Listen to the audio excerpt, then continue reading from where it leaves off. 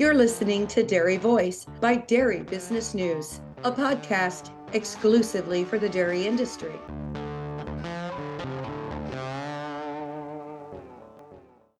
One of our sponsors of the Dairy Voice podcast is National DHIA. NDHIA ensures information accuracy and represents their members' interests. They are the direct voice for the dairy information industry. To find out more, go to dhia.org.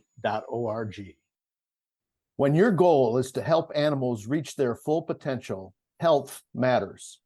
Diamond V offers a fresh perspective on animal health, a perspective that supports gut health, strengthens immunity, and ultimately enhances performance. For those who choose to invest in keeping healthy animals healthy, feeding Diamond V makes a statement about another dimension of profit, where margins are measured by confidence in your future.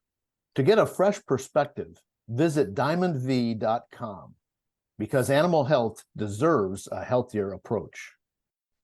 Good morning, good afternoon, or good evening. Wherever you are in your day, welcome to the Dairy Voice podcast by Dairy Business News. I'm your host today, Connie Kuber, with Sealpro Silage Barrier Film and Connor Agriscience. I invite you to like and subscribe to this podcast so you'll never miss an episode, and share it with your friends. And even your non-farm, non-dairy friends, I guarantee they will learn something new. And that's our aim with Dairy Voice podcast. Today's topic is a sore subject. It's a perennial hot topic, one that we as a dairy industry fight every day, and it's called mastitis.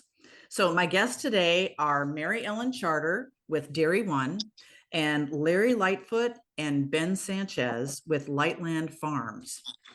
So welcome to the Dairy Voice podcast. Mary Ellen, let's start with you. Tell us about yourself and how you got to this point in your career with Dairy One, and maybe tell us a little bit about what Dairy One is.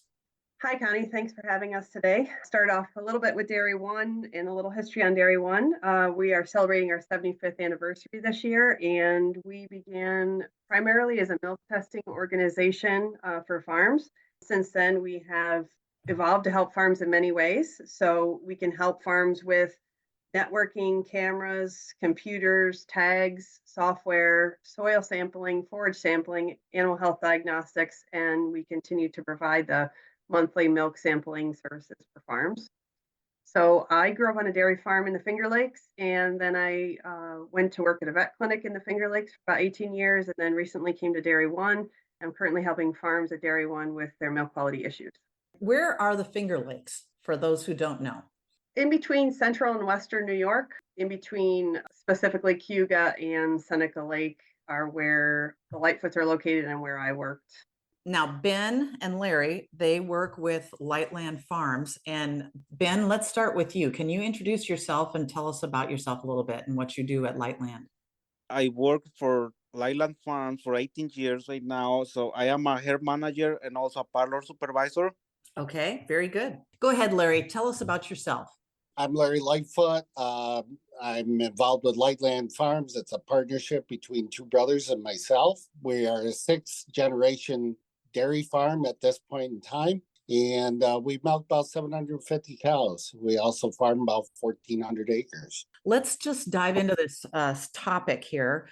So, Larry, what can you tell us about the goals that you had when it came to mastitis management and some of the background of your herd? Years ago, and I want to say about the time Mary Ellen came to our area, we had a herd of cows, and we had quite a few mastitis cows. So the one big thing that I noticed was that we just were throwing away a lot of milk that was unsaleable from either sick or treated cows. And so I approached Mary Ellen to see if we could do something about that. At the same time, our milk cooperative, at the time we were with a small cooperative in Western New York, and they were offering $1 premium if we could get our somatic cell count below 100,000. I said, let's try and develop something, and so we can try and achieve, a couple of those things, less sick cows, and also try and capture that $1 premium. California Bioenergy is a leading developer of dairy digesters in America. With more than 100 projects, over 50 of them operational, CalBio has the expertise to help your dairy generate revenue by capturing methane and creating renewable vehicle fuels. Founded by a dairy farmer, CalBio considers itself the most dairy-focused digester developer, building systems to last generations, along with your existing family-owned operation. Now expanding with its subsidiaries, Northwest, Midwest, and Southwest Bioenergy, CalBio is ready to serve you. To learn more about how a CalBio digester could benefit your dairy, manure, and wallet, visit them at calbioenergy.com.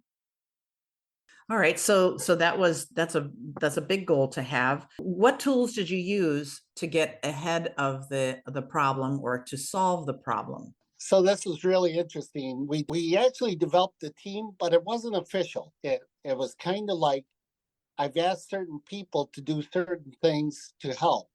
I asked the milk inspector to kind of monitor our quality numbers.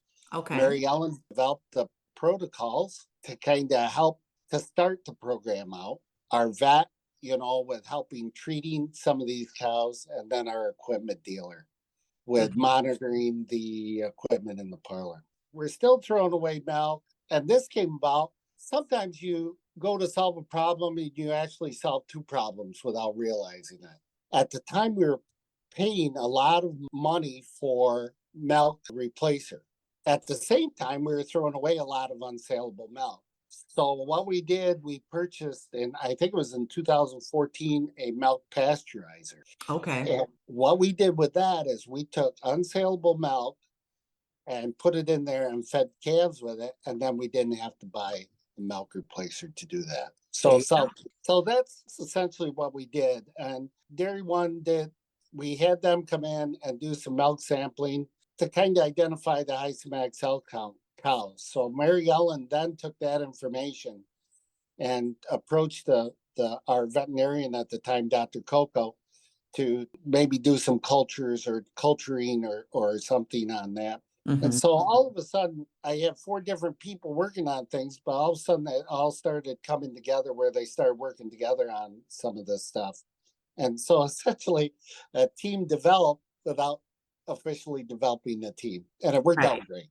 It just happened kind of organically, how it fell together. That's great. Yeah, we call it morphing into each other. There you go. Mary Ellen, from your perspective, what did the herd look like when you came in and to give them a hand, and how long did it take for things to turn around? When I met Lightfootes, they were a very well-managed herd. There weren't a lot of train wrecks or disasters, but we were just missing, our top-level premium. So we just had a little tweaking to do. I think a lot of herds in general underutilize their records, and there's a lot of information in their records that they can get from DHI testing and trends that we can see as a herd. So we took a look at the records and found which area where we were a little bit off the mark and focused on that area specifically, again, using the monthly testing results to narrow down the herd into individual cows and find those problem cows. I think every year their goal continues to, they raise the bar higher and higher and to get their bulk tank somatic cell lower and lower. So we've just been continually raising the bar for them, and they've been reaching that bar. Have you run out of silage? Had to buy expensive, marked up feed to fill the gap? Maybe production's dropped due to lower dry matter intakes. Are molds or mycotoxins creeping through your piles or bunkers? And pitching the rot is a dangerous pain. Oxygen is the enemy. Pack it out, then keep it out with Sealpro, the professional grade silage barrier film protection chosen by top professional farmers like you. Make more, better, safer silage with Sealpro. Learn more at sealprosilage.com. It sounds like with that team of that informal team that you were able to kind of take a step back and look on a big picture, and that is one of the things that really helped, it sounds like. Is that correct? Yeah, it's definitely a whole herd, from nutrition to bedding to veterinary. It's not just one person, from the whole team on the farm and all the consultants working together. We each attack the problem in a different perspective, but we all work together for the ultimate goal of the farm of reducing the bulk tank somatic cell and the profitability and sustainability of the farm. So it's great when all the consultants can work together, coming from each of their own perspectives and their own expertise, and come together for the benefit of the farm. For our people that are listening that might not understand what somatic cell count is, could you give a brief explanation of what that is?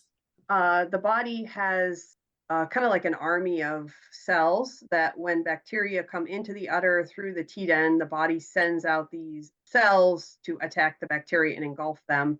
They're kind of like the body's army cells. They come and are sent to the udder to engulf the bacteria. And then when during DHI tests, some of those somatic cells come out into the milk sample that we take, and we can measure the somatic cells. So basically, the more bacteria that are in the udder that enter through the teat canal, the more somatic cells, or the higher the somatic cell level will be of the individual cow's sample that's taken that month. Mm-hmm. So then we can use a cutoff level of 200,000 is kind of what we consider healthy. And above 200,000, we know the cow has an infection with bacteria because there's more somatic cells in the udder. And then we can go culture those cows, CMT, and culture those cows to find out what bacteria they have and treat accordingly. Larry, what changes did you work on with your team and with Dairy One to implement this plan? And then I'd like to hear Ben's perspective too. First of all, Mary Ellen taught me how to use the records Okay. in a way that we kind of saw some problems. We could identify problems that we could fix very easily, such as we would see some cows that were maybe borderline production levels and would be better off not being in the herd anymore, or identifying cows that had chronic issues. We developed more of a plan on changing the way we looked at the records and plans for these cows. The other thing was we monitored the milking process, the actual what our team was doing in the parlor. It looked to me like there were quite a few differences. I have 8 people that milk cows, and it looked like I had 8 different ways of milking cows. And so we knew we had to do a different milking process. I think that one of the things we did was develop protocols. And our veterinarian, Dr. Coco, and Mary Ellen developed these protocols, and we had it made into an organizational chart type of deal on how to exactly milk the cow in our parlor. Oh. And although it isn't perfect, it's close to it. Well, we're never going to ever be exactly perfect, but we do the best we can with what we have, right? So Ben, from your perspective, when these changes came about, how were you able to implement them with the people that you manage? Right now, what I'm thinking is like keep following the protocols, keep with the CMTs, and also check teeth ends and work together like a team, like how we were working. So did you have trainings that you had everybody together, or did you train them individually, or how did you do that? Also, every month we have one person come to the farm and talk with us about a little everything about mastitis, cows health. We can say every month we have like training. And what happens if you are you able to discuss with your milkers if somebody is not quite following protocols? How do you handle that? I can talk with him and show how the protocol and show by showing him like in person. Ben, what are some things that you have learned along the way in this whole process of paying more attention to mastitis? The first thing I learned is have a better observation of odor cleans, dry bedding in the stalls, overcrowding pens, clean alleyways. So small things makes a big change. Larry, what did you learn along the way here in this process? You have a little different perspective. I would agree with Ben. There's one thing that we went a step further, and that's also with guidance from the team, was we didn't pay attention to what was going on in the parlor. They wanted to do the total places where the cows go. Mm-hmm. And so the freestall care seems to go a long ways. That's what we found out. And also just like hand scraping certain areas where manure might gather, with trying to keep cows clean. It just seems like that made a big difference. The other thing, and this is something that happened to us because of COVID coming along too, the last couple of years, when COVID hit, there some milk plants shut down. Our milk market is Dairy Farmers of America. They put in a base program of 85%. So unless we wanted to pay the penalty on it, which was very steep at the time, we switched from 3 times a day milking back to 2 times a day milking, because at the same time we had two milkers leave to go back home to South America. We did that, and at the same time when I contacted Mary Ellen and our vet and milk inspector, equipment dealer, our team, we were all kind of skittish about it because we thought we'd see a downward trend on our milk quality. Actually, after a while, we looked and milk quality actually got better. So what we thought was happening was our milking team was actually trying to keep things even better by spending more time cleaning. And they had the time because of the one less milking. Right. Oh, that makes sense. Yes. So 2 years later, program wasn't nearly as steep as it was as far as percentage goes and as penalty goes. And so what we did with that was we went back to 3 times a day milking because our cash flow was starting to be strained. When we did that, I go, well, something's going to happen now. And it just never affected it. We always still had low somatic cell count. And actually, it surprised me, the production of the milk, because I thought it'd take a couple months for them to come back on production. And it took them about 7 days. Oh, wow. 7 days. It was shocking. I was shocked by it. So that was one thing I learned along the way. But the other thing is that each person might have done something a little bit different. And one solution to a problem doesn't fit everybody. Right. So we had to go about different ways of solving problems. So Ben, during that whole time, did you, other than the 2 that had left during COVID, did your milkers and your staff on your people that are working for you on your farm, did that stay the same, or did you have people coming and going? For few months we have like people back and forth, but it was like couple months we have like unstable with those people, but after that we're doing better. Yeah, and something that I learned from Larry and from the meeting in Texas is like be like consistent, milking on time all the time, be very good with the cows, don't have overcrowding cows. So all this help to control the mastitis and the somatic cell counts. Well, every time we have changes, it's a little difficult for everybody, but what kind of bedding do you use in your free stalls? We use like a wood bedding. Your farm, you recently received an award from the National Mastitis Council. Congratulations. How did your farm qualify for this award, and what did everybody think when they heard about it on the farm? Whole team was very happy. They are very special team. They are very proud of their self because we try work like as a team all the time, and everybody understand the protocols, and everybody try follow the. And how say Mr. Larry, like everybody, 8 different people milking cows, they milk a little different, but also we try to go the same way. Larry, what was your reaction to receiving that award? When Mary Ellen and I were looking at numbers one day, of course, we monitored our numbers daily. That's one thing when we developed this program that we had to do. We had to monitor what we were actually getting for somatic cell counts and quality. Mary Ellen said, numbers were good enough to qualify for this award. We ought to try and get it. So she nominated us, and I was okay. I think we tried this award maybe 4 years ago, and we actually got an honorable mention for it. So I remember saying back then to both Mary Ellen and Dr. Coco that I really wanted to try again, and not just to try to achieve the award or receive the award. That was my goal.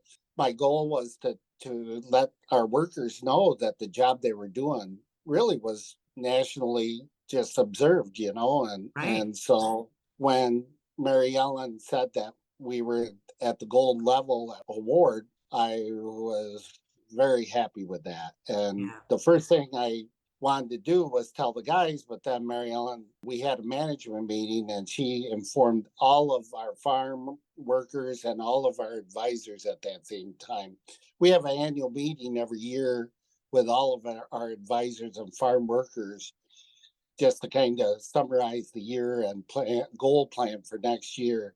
That's when it was announced and everyone was extremely happy with it. Oh, I'm sure. Well, that's great. Yeah, when a whole team can meet a goal like that, that's really great. Mary Ellen, you're the nominator here.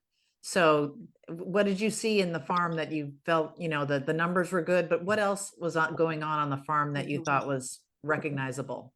The very obvious difference to me with Lightland Farms is that every single day they're focusing on milk quality. A lot of farms I work with, look at near the end of the month to see what their premium level is going to be. And then, we're above where we should be. We got to do something now, or only look at it when their milk inspector calls them and says, look, you're close to 400. We're not going to pick up your milk anymore. And that's not the case with Lightland. They focus on milk quality every single day. They're looking at their tank sample results. If it starts to creep up to 75,000, then the alarm bells go off and we start looking for different areas where we can see what happened. And it's a daily focus for them. And I think that's what sets them apart from other herds that struggle with milk quality, because they just focus on it every day. And that's why I believe they are the top milk quality, deserve this award, and have done very well with milk quality because of their constant, consistent attention every single day, 365 days a year to milk.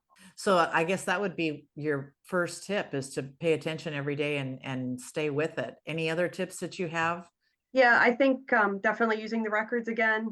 They're underutilized. So if they're on test, using those records to figure out where to focus, because I think some farms just have no idea where to even start. And that gives you a place of where to start and dive deeper into that area that needs attention.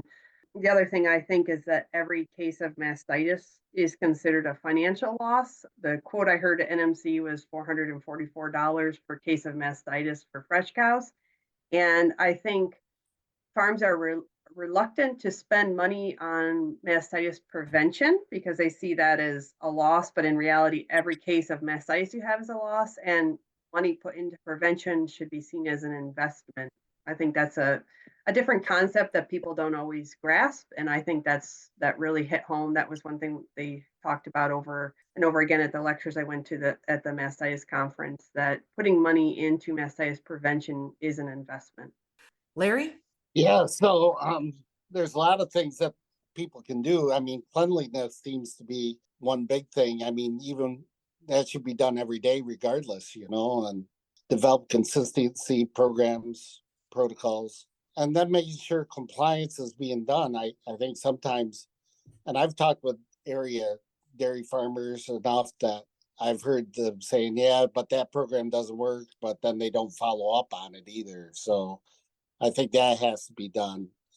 I agree with Ben. Don't go alone, work with consultants and listen to them. It just seems like sometimes, and people some farms spend a lot of money on consultants, but then they don't follow the advice. So I think that's what's got to happen. Also, the last tip you gotta have the people in place. And when you have a parlor manager like Ben here, does a great job for me, and he's like family to us because he has the same goals as I do. He wants his farm to succeed. I think that makes a difference. And then they have a team, especially our vet, Dr. Coco, and last but not least, Mary Ellen. I mean, we wouldn't have done this without them. Can I add one more thing? Sure, I think absolutely.